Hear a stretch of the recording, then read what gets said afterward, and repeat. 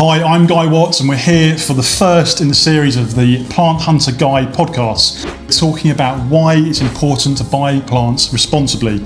We want to get to the root of it all and find out what motivates those organisations and individuals. So we're very lucky to be joined by Malcolm Catlin from Plant Healthy. The Plant Hunter Guy podcast. Now, 2 years ago, Architecture Plants received a delivery and it came across from Italy, and we found in there something that we wanted to have a look at. In the soil, something was in there, it was a nematode, which basically meant that all of those plants had to be disposed of.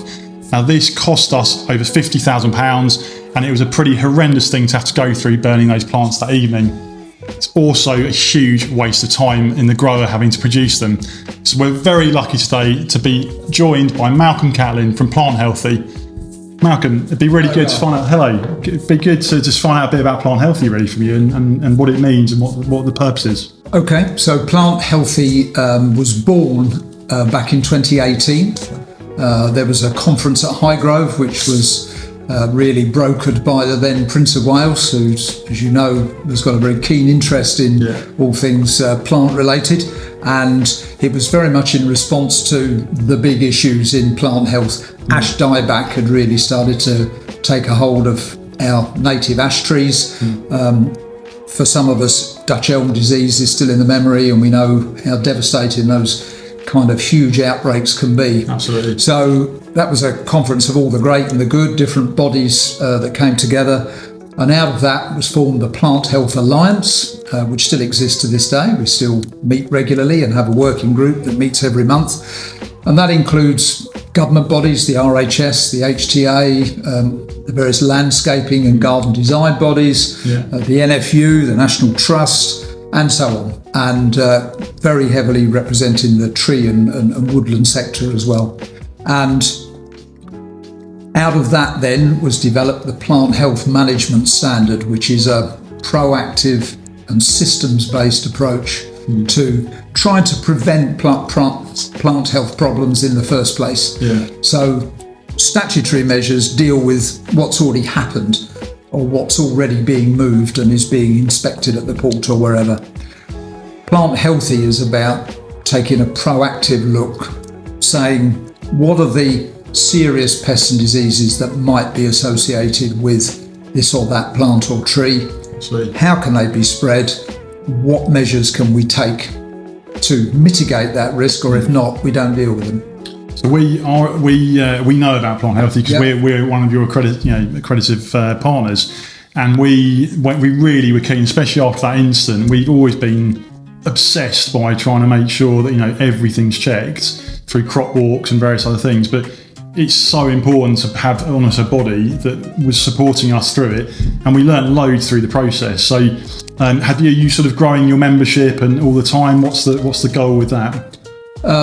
It's very much our goal to grow membership, because in the pursuit of the maximum biosecurity for this country, obviously the more members we've got on board, the better. But it's partly a numbers game. As we sit here now, we've got 99 members, and very shortly expect to click over onto the 100th member. Brilliant. Which is it's a good number. It's a milestone. In the context of the number of businesses that are out there, either growing, landscaping, designing, retailing and so on, it's quite a small number. But it is worth just saying that we have a lot of very large businesses already certified, and our data tells us that those members account for something like 3,500 hectares of production and over 170 million trees and plants produced each year. So we do have good coverage. Brilliant. And the people who've been certified, are they mainly nurseries, or can it be landscaping companies or garden designers too? Well, it can be anybody. That's the first thing to say. Okay. Plant Healthy is for any business or enterprise which is engaged in growing, moving, handling plants and trees in any way. So that can be growers, retailers, traders, landscapers, arborists, big parks and gardens, things like that. So and anybody that's making decisions about selecting and sourcing plants can be covered. And that's a challenge for us as well, not just to grow in numbers, but to grow in the scope. So initially we got a lot of engagement from the tree sector, because that's where some of the most acute problems are in plant health. But we're now starting to broaden out more, and the challenge is really to capitalise on that. Absolutely. You mentioned about ash and the reasons for setting up. How's Xylella, has that had a big impact, and is that a big driver for Plant Healthy, or is that just another of a series of problems that we're going to deal with?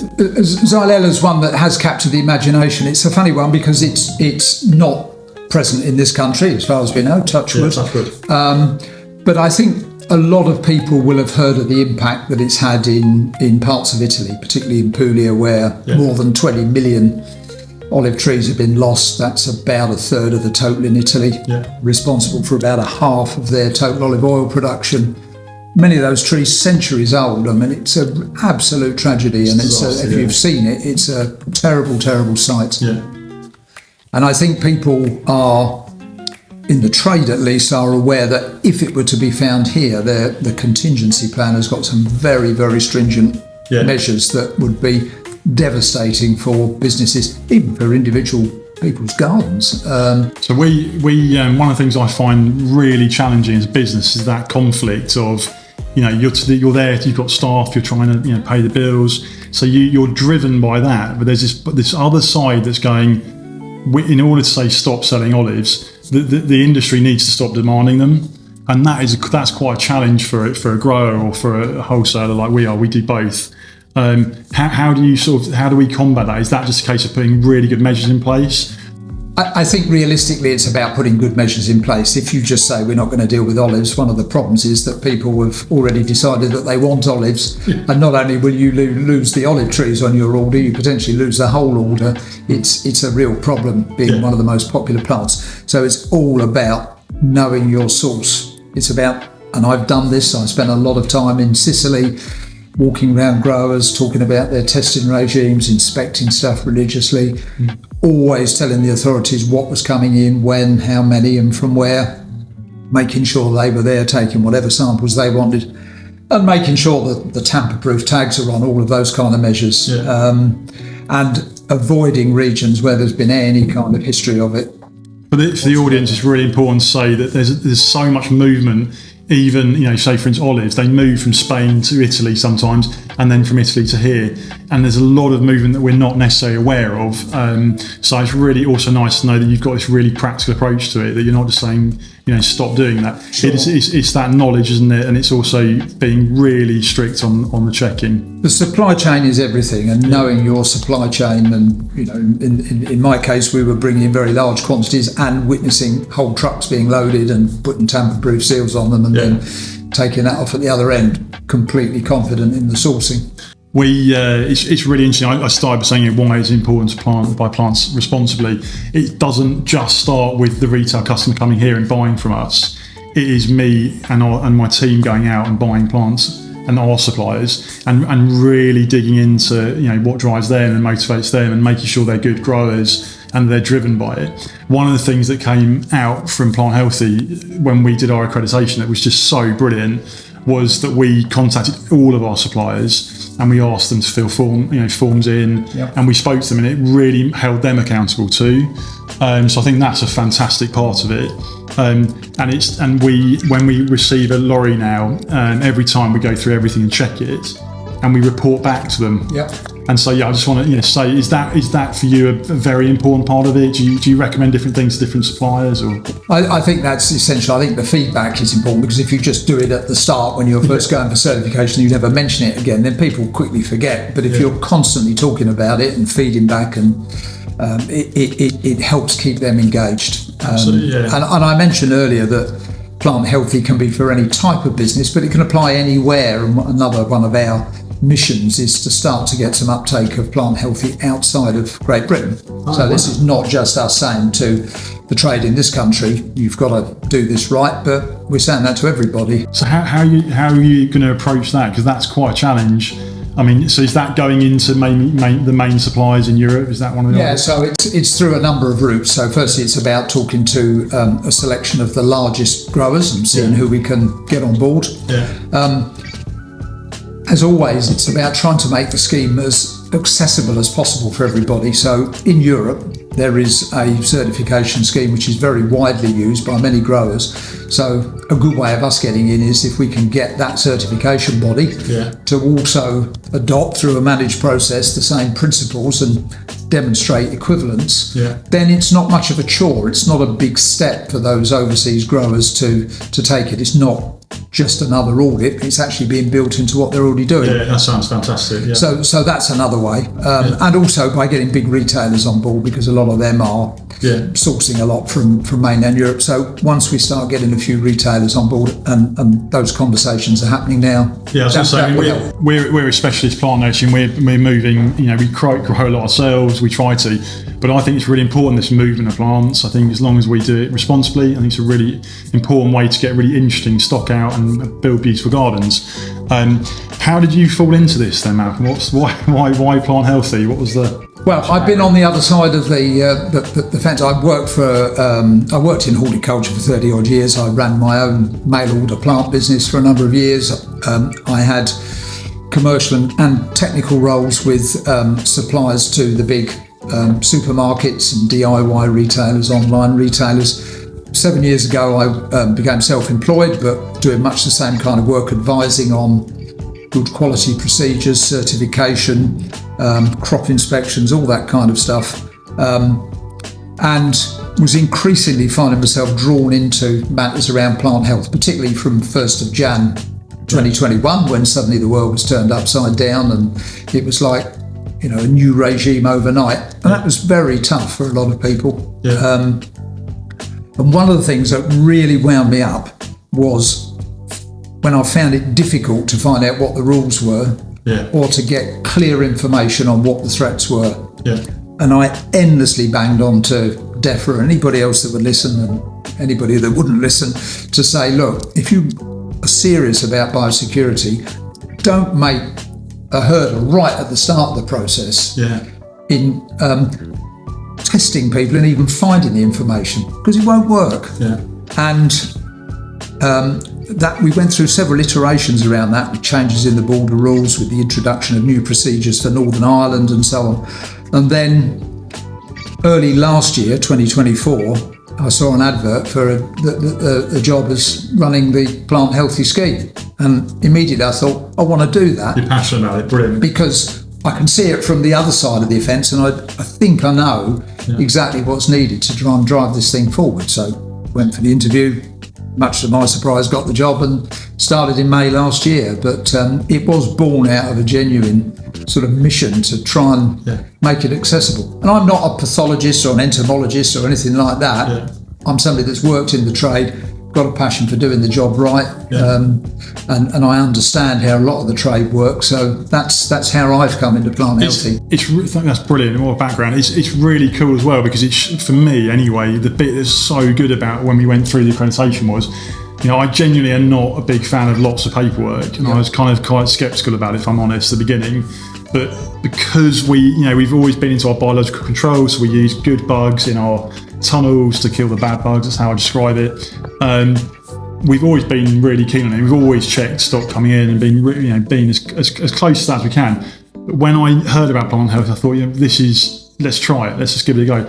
And what was brilliant about it is how you described it. It's so practical. It felt like it wasn't sort of burying us in paperwork for the sake of it. It was practical bits that we could implement. And one of them, actually, the inspector that came along, I just want to show you this because it's so cool.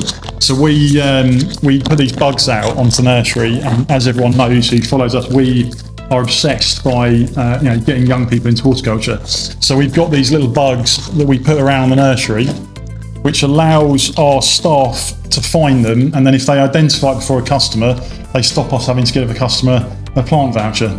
But I just think these kind of things are really clever. We're going to be taking that to our Chelsea Flower Show garden too. And I just thought it's a really good way, and that came out of the talks we had with you. So have you got any other kind of ideas like that people could well, interestingly, we've done a similar thing with bugs at show. Our first public engagement was at Gardens World Live in June of this year, and we had some of the models that APHA, the Animal and Plant Health Agency, have of a lot of the common suspects, the emerald ash borer and yellow-legged hornet and all that sort of stuff. And particularly anybody with kids, they absolutely love engaging with them and playing with them. So I think that's a good talk. But one of the things you said very interesting about Plant Healthy is that, first of all, it only deals with plant health. So a lot of other certification schemes have multiple requirements covering all kinds of ethical and environmental considerations. We're very targeted just on that one issue, so it doesn't stray. Yes. And the second thing is, a lot of people say to us, well, actually, I'm doing quite a lot of this already. Not all of it, but quite a bit we're doing. Okay, that's great. That makes it easier for you to get into it. All you've got to do is just document that and prove that you're doing it every single day. But the fact that a lot of good horticultural businesses are already doing a lot of this stuff makes it easier than you think it is to get into it. I think probably by the nature that someone is willing to join up and call you is probably because they're closer. That's what they're it's important to them. So that leads on to a really nice question around we deal a lot with retail customers.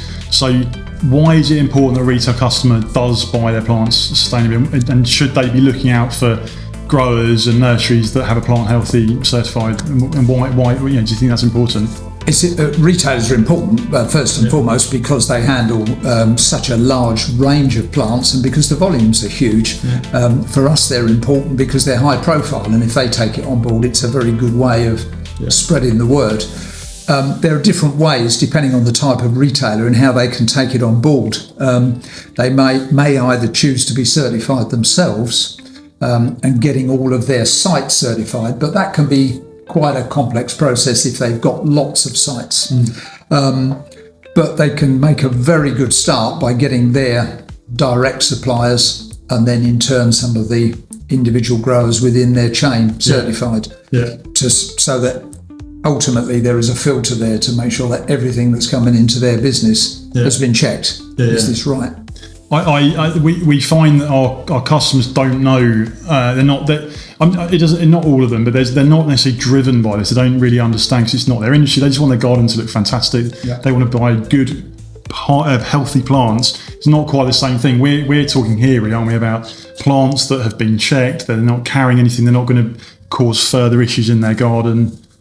So how do we get them more motivated by their buying choices?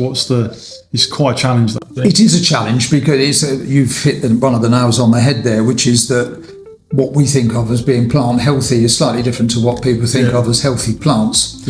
So I think, first of all, you've got a reference to some of the serious problems that perhaps they have heard of too.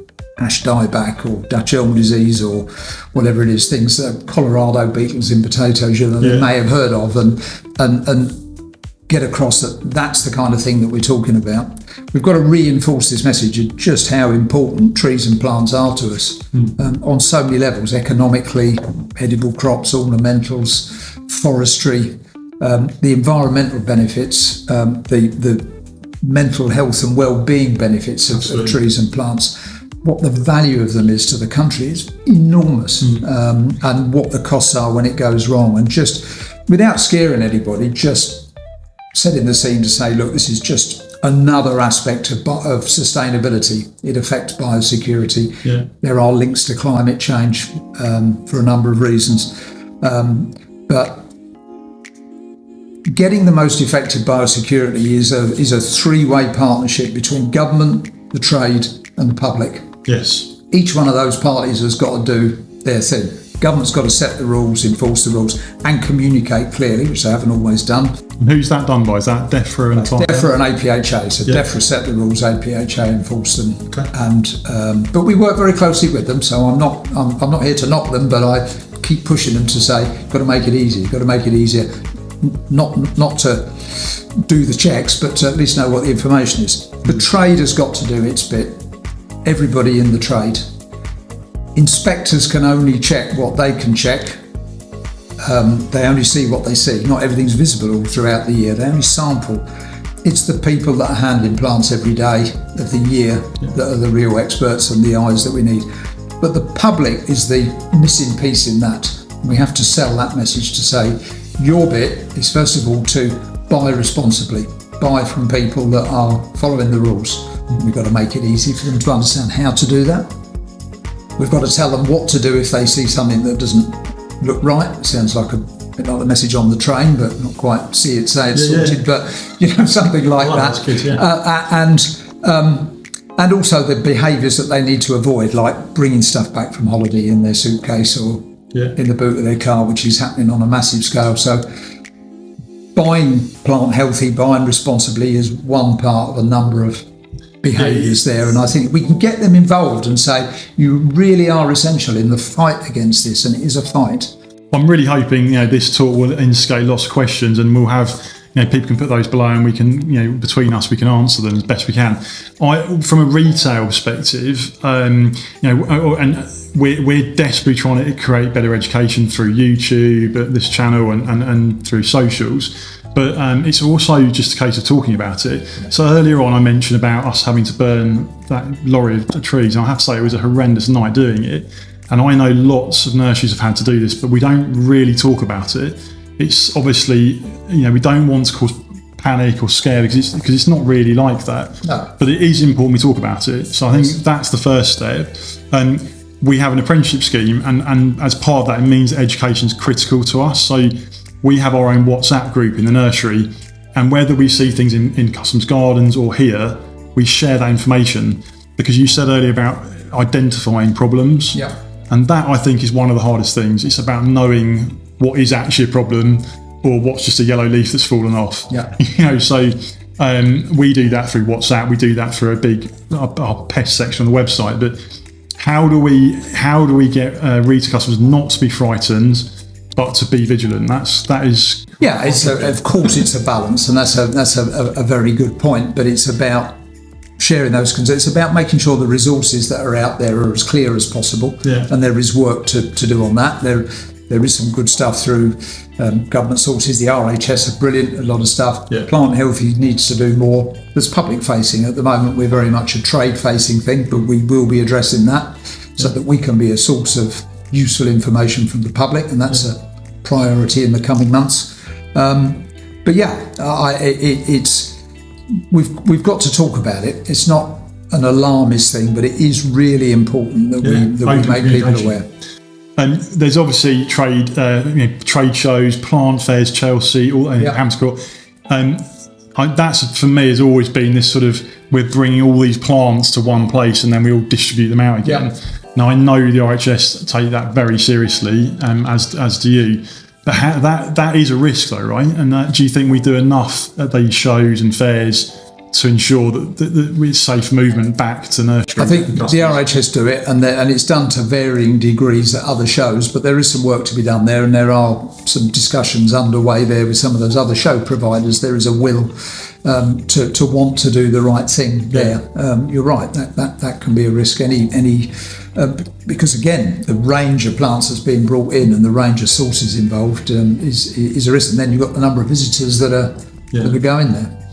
And having a plant health expert, which we do here, Pest and Disease, we call them expert, is not a cheap thing, which means that you're unlikely to always be able to find plants at the cheapest price if they've been, chosen and checked and those things. So there's a price thing here as well, I think, around don't always be fooled by the cheapest plants. And I have a sort of slight concern over plants and lorries coming straight in from Europe, straight to gardens.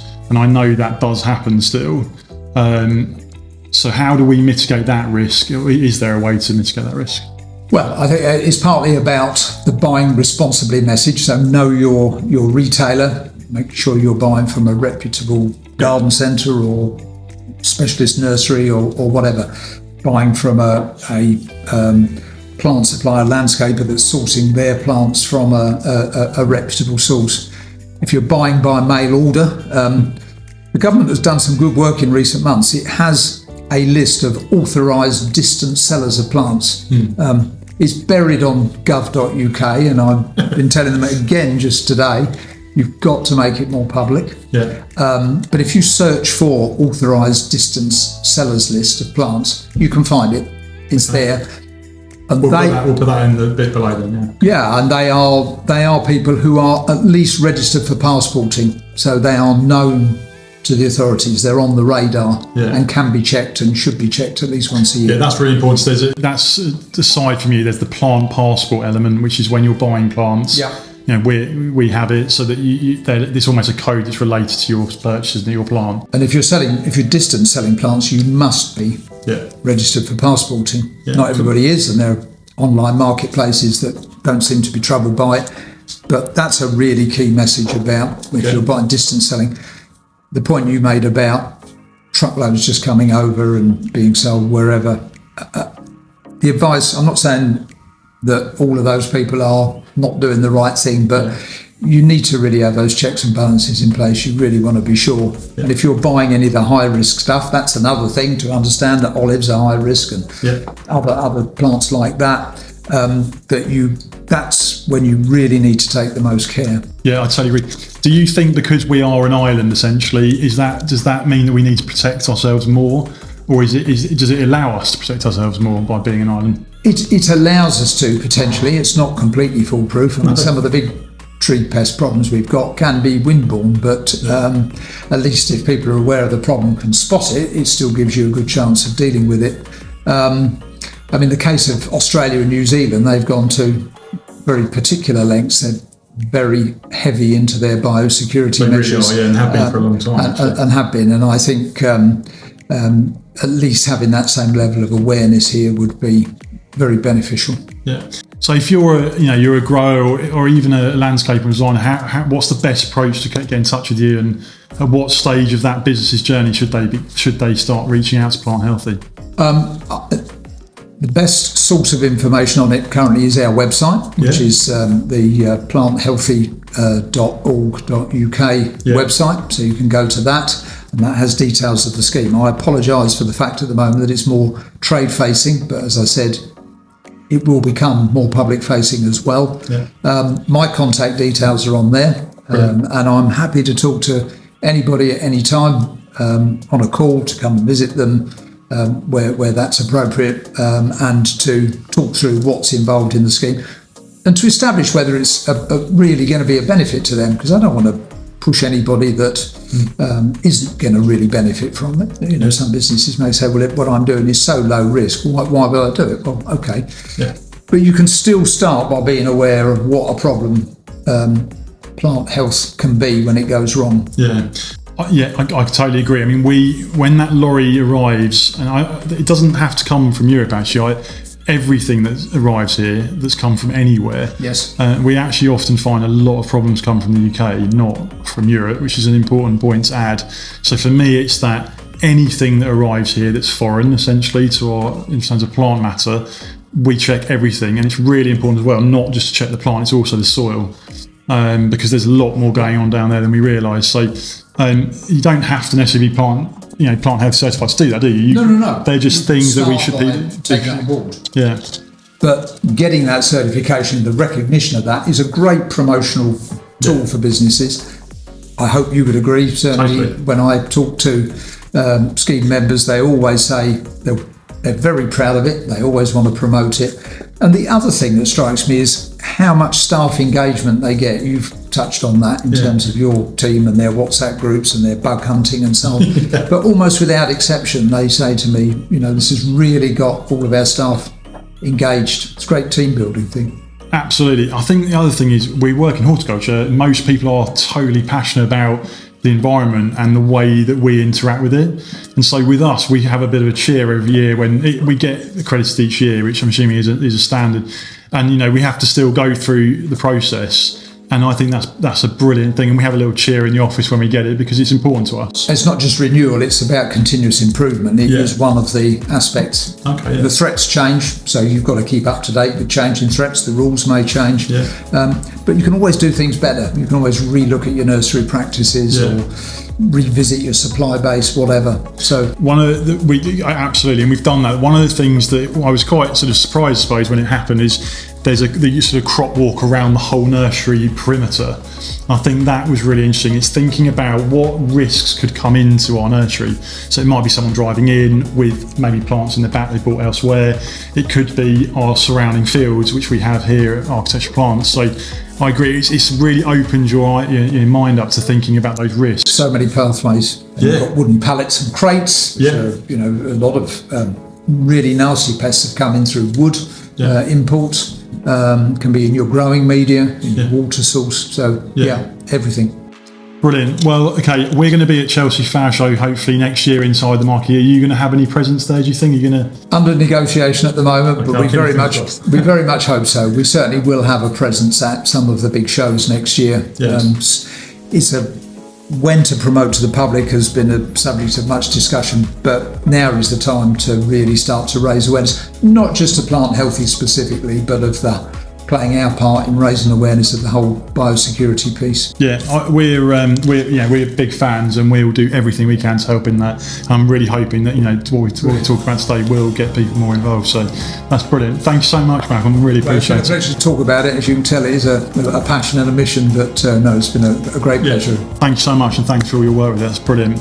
So everyone that's listening, please like, share, and follow. We're going to put some links below and our YouTube channel. So any questions, we'll be happy to answer them, and we look forward to seeing you on the next episode. Plant Hunter Guide podcast.